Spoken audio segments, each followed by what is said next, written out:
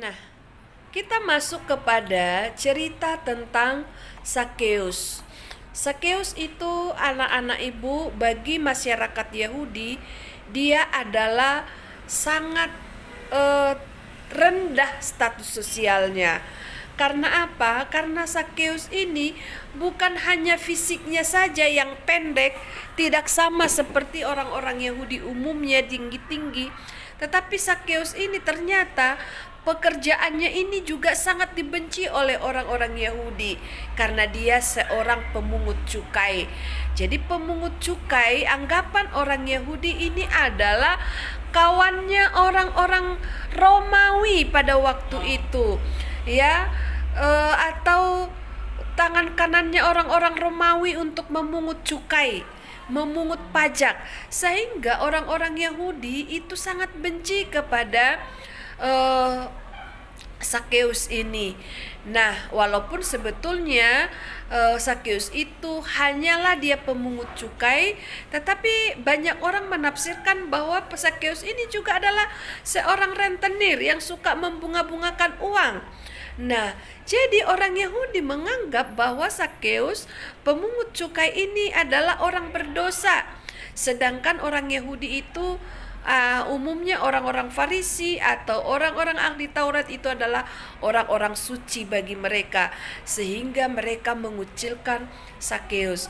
Tetapi lihatlah anak-anak ibu, kita belajar dari Tuhan Yesus bahwa Yesus tidak pernah membedakan siapapun, apapun pekerjaannya, bagaimanapun bentuk tubuhnya. Bagi Tuhan itu adalah sama, tetap dikasihinya. Nah, ketika Sakeus ingin bertemu dengan Yesus dan orang-orang mengerumuni Yesus karena orang-orang Yahudi itu tinggi-tinggi sedangkan Sakeus pendek, sehingga Sakeus tidak mampu melihat atau bertemu dengan Yesus, sehingga Sakeus mencari cara supaya ia memanjat pohon ara dan dia akan melihat Yesus. Dan ternyata anak-anak ibu, Yesus melihat usahanya Sakeus. Yesus melihat Sakeus itu dengan tidak membedakan pekerjaannya, dengan tidak memperhitungkan menilai bentuk tubuhnya yang pendek atau pekerjaannya. Tuhan justru datang kepada Sakeus dan berkata kepada Sakeus, "Sakeus, turunlah, aku mau ke rumahmu bertamu." Nah, orang-orang Yahudi pada waktu itu mereka keberatan dan menganggap bahwa Yesus itu salah. Masa seorang rabi, masa seorang nabi menampung orang berdosa atau berteman dengan orang berdosa? Jadi orang-orang Yahudi pada waktu itu tidak menerima hal itu. Tetapi kata Tuhan bahwa semua manusia itu sama di hadapan Tuhan, apapun kedudukannya, entahkah dia kulit hitam, entahkah dia orang pendek, entahkah dia tinggi, entahkah dia jelek, cantik, cacat, sempurna, itu bagi Tuhan sama. Apapun pekerjaannya, apakah dia miskin, apakah dia kaya, bagi Tuhan dia sama kedudukannya. Jadi anak-anak ibu, ada lagi kita mau belajar dari seorang Martin Luther King yang ada di halaman 146.